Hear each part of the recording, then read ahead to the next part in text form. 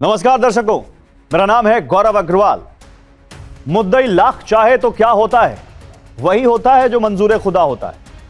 1 अगस्त 2025 से अमेरिका ने या कहें राष्ट्रपति ट्रंप ने 25% रेसिप्रोकल टैरिफ की घोषणा की थी और उसके बाद अतिरिक्त 25% टैक्स भारत पर जोड़ा गया था, जिससे कुल मिलाकर 50% तक का टैरिफ भारत पर ठोक दिया गया। यह टैरिफ कई भारतीय निर्यात वस्तुओं पर लागू किए गए, जैसे कपड़े, ज्वेलरी, सामान, जिसे भारतीय निर्यातकों के लिए एक बड़ी चुनौती माना गया। मकसद था भारत को अपनी शर्तों पर झुकाना। अमेरिका ने चाहा कि भारत झुके, रूस से अपने कारोबारी संबंध तोड़े, कच्चा तेल खरीदना बंद करे, जबकि खुद अमेरिका रूस से यूरेनियम सहित पता नहीं क्या क्या खरीद रहा है। इसीलिए डोनाल्ड ट्रंप ने 50% का टैरिफ लगाया। भारतीय सामान पर भारी टैक्स ठोका गया और यह उम्मीद की गई कि भारत का एक्सपोर्ट चरमरा जाएगा, टूट जाएगा। लेकिन नवंबर के आंकड़े बता रहे हैं कि अमेरिका चाहकर भी भारत को दबा नहीं पाया। हकीकत यह है कि अमेरिकी टैरिफ के बावजूद भारत का एक्सपोर्ट नवंबर में बढ़ा है, ठीक ठाक बढ़ा है, और उसी के साथ भारत का व्यापार घाटा पिछले 5 महीनों के सबसे निचले स्तर पर आ गया है। सरकारी आंकड़ों के मुताबिक नवंबर महीने में भारत का मर्चेंडाइज ट्रेड डेफिसिट घटकर $24.53 बिलियन रह गया है। यह वही भारत है जिसका ट्रेड डेफिसिट अक्टूबर में करीब $42 बिलियन तक पहुंच गया था और जिसे लेकर यह कहा जा रहा था कि विदेशी व्यापार पर दबाव बढ़ रहा है और टैरिफ लगने के बाद तो और बढ़ेगा और भारत को इसकी वजह से घाटा होगा। लेकिन नवंबर ने तस्वीर बदल के रख दी है। इस गिरावट के पीछे 3 बड़े कारण रहे हैं। सोने का इंपोर्ट कम हुआ है, कच्चे तेल की खरीद घटी है, कोयले का इंपोर्ट घटा है और इन तीनों मदों में कमी से ट्रेड डेफिसिट को काफी हद तक काबू में लाया जा सका है। नवंबर के ये आंकड़े सिर्फ 1 महीने की राहत नहीं है, ये भारत की बदलती व्यापारिक ताकत का संकेत है।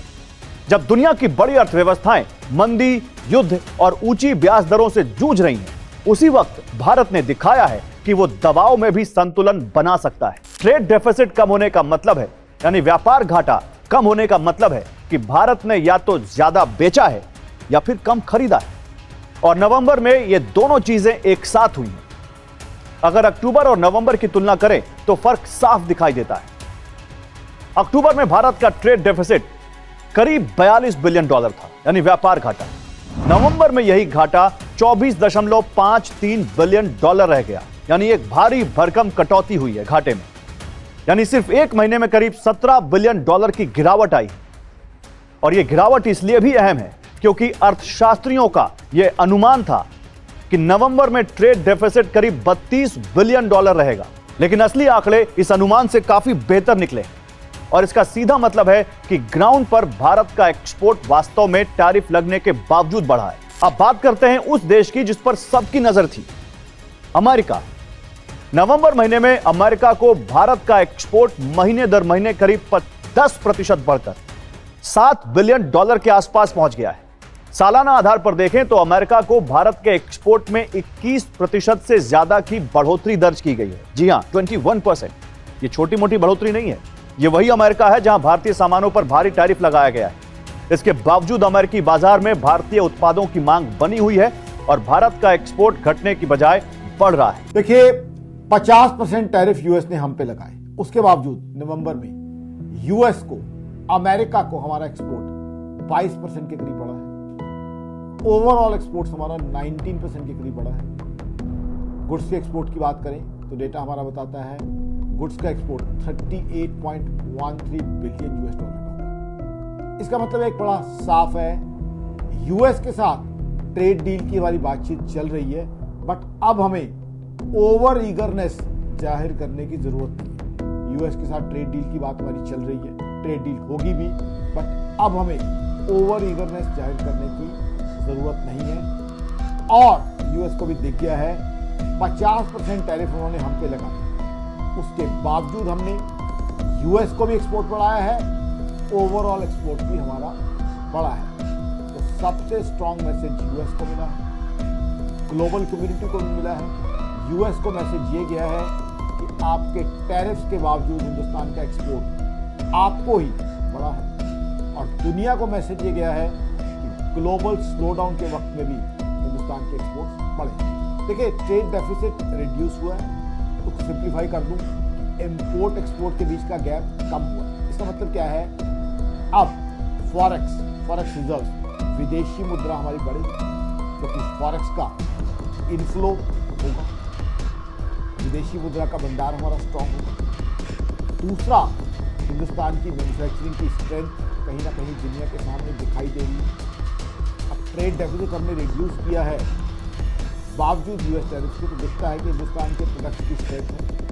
अब इसमें चाहे आप हिंदुस्तान की लेसर मैन पावर कॉस्ट बताएं या हिंदुस्तान के प्रोडक्ट्स जो अब मैन्युफैक्चरिंग में हिंदुस्तान आगे बढ़ रहा है, या तीसरा कारण इसका ही माने चाइना डेट से हिट है, क्योंकि हिंदुस्तान के मैन्युफैक्चरर्स को डेट फ्रीली अवेलेबल है। तो ये हिंदुस्तान की स्ट्रेंथ दिखाता है। हमारे फॉरेक्स रिजर्व बढ़ेंगे, ग्लोबल ब्रांडिंग इससे बढ़ेगी। हालांकि यूएस डॉलर 90 रुपये 91 पैसे हो गया जब हम बात कर रहे हैं, बट ओवरऑल इंडिया के फॉरेक्स रिजर्व की स्ट्रेंथ जो है बढ़ती है ट्रेड डेफिसिट कम होने से, और हिंदुस्तान की गुडविल ग्लोबल मार्केट वो भी बढ़ती है। देखिए, अब इसको हम एनालाइज करें तो यूएस को जो हमारे एक्सपोर्ट बढ़े हैं वो प्राइमरीली नॉन टैरिफ एक्सपोर्ट बढ़े हैं, जबकि दूसरे देशों को हमने एक्सपोर्ट बढ़ाए, यानी एक्सपोर्ट डाइवर्सिफिकेशन भी की। एक चीज तो क्लियर है, यूएस के टैरिफ्स के बावजूद हमारा एक्सपोर्ट बढ़ा है, लेकिन अगर हमारी यूएस के साथ ट्रेड डील हो जाती है, जिसकी संभावना काफी लगती है, तो हमारा एक्सपोर्ट और बढ़ता है। तो टैरिफ्स का जो है, हम ये कह सकते हैं कि टैरिफ्स के बावजूद हमने एक्सपोर्ट बढ़ाया है, बट इससे एक और कंक्लूजन निकलता है कि अगर यूएस का ट्रेड डील हो जाती है तो एक्सपोर्ट और बढ़ेगा। साथ ही साथ ये भी है कि अब हम यूएस के साथ ट्रेड डील के लिए अभी हम ओवर ईगर होने की जरूरत नहीं है। यूएस के साथ ट्रेड डील चल रही है, बातचीत हो भी जाएगी, और यूएस को भी मैसेज मिल गया है कि देखिए हमने टैरिफ लगाए, तब भी हिंदुस्तान बढ़ता जा रहा है, तरक्की करता जा रहा है, और उसके एक्सपोर्ट्स ओवरऑल और यूएस इटसेल्फ को भी बढ़े। कॉमर्स सेक्रेटरी राजेश अग्रवाल ने भी साफ तौर पर कहा कि अमेरिका के साथ व्यापार में भारत की पकड़ कमजोर नहीं पड़ी है। अमेरिका ही नहीं, दुनिया के कई बड़े बाजारों में भारत का एक्सपोर्ट तेजी से बढ़ा है। भारत चीन में भी अपनी स्थिति मजबूत कर रहा है। नवंबर में चीन को भारत का एक्सपोर्ट करीब 90% बढ़ा है और $2.2 बिलियन के स्तर पर पहुंच गया। हांगकांग को एक्सपोर्ट 35% से ज्यादा बढ़ा है, यानी भारत ने नवंबर में हांगकांग को 35% ज्यादा एक्सपोर्ट किया है। जर्मनी को किए जाने वाले निर्यात में 25% की बढ़ोतरी दर्ज की गई है, और स्पेन के मामले में तो भारत का एक्सपोर्ट 180% से ज्यादा उछला है, जो ये दिखाता है कि यूरोप के बाजारों में भी भारतीय उत्पादों की मांग मजबूत हो रही है। एशिया का जो सबसे बड़ा देश है चीन, वहां भी भारत का एक्सपोर्ट काफी बढ़ा है। तो चाहे वेस्ट हो या ईस्ट, हर जगह भारत की मांग अब और बढ़ी है। नवंबर में बेल्जियम और संयुक्त अरब अमीरात जैसे देशों में भारत का एक्सपोर्ट 2 अंकों की दर से बढ़ा है। ये आंकड़े साफ बताते हैं कि भारत का एक्सपोर्ट अब किसी एक देश पर निर्भर नहीं है, बल्कि भारत कई बड़े बाजारों में अपनी जगह मजबूत कर रहा है। ट्रेड डेफिसिट कम होने की दूसरी बड़ी वजह आई इंपोर्ट में आई गिरावट। नवंबर में भारत का कुल इंपोर्ट $62.66 बिलियन रहा, जबकि अक्टूबर में यह आंकड़ा $76.06 बिलियन था, यानी करीब $13.4 बिलियन की कमी आई है सीधी भारत के इंपोर्ट। और इस गिरावट के पीछे सोने के इंपोर्ट में कमी, कच्चे तेल की खरीद में संतुलन और कोयले के आयात में गिरावट जैसे कारण रहे।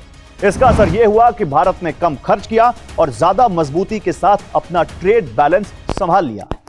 केंद्र सरकार ने अमेरिकी टैरिफ के भारी प्रभाव से अर्थव्यवस्था को बचाने के लिए उपभोक्ता करों में जो कटौती की, यानी जीएसटी में जो भी कटौती हुई, एक्सपोर्ट को लेकर जो प्रोत्साहन पैकेज दिए गए, एमएसएमई सेक्टर को जो राहत दी गई और जो नए लेबर कोड आए, वो कई उपाय कामयाब रहे, उनसे मदद मिली है।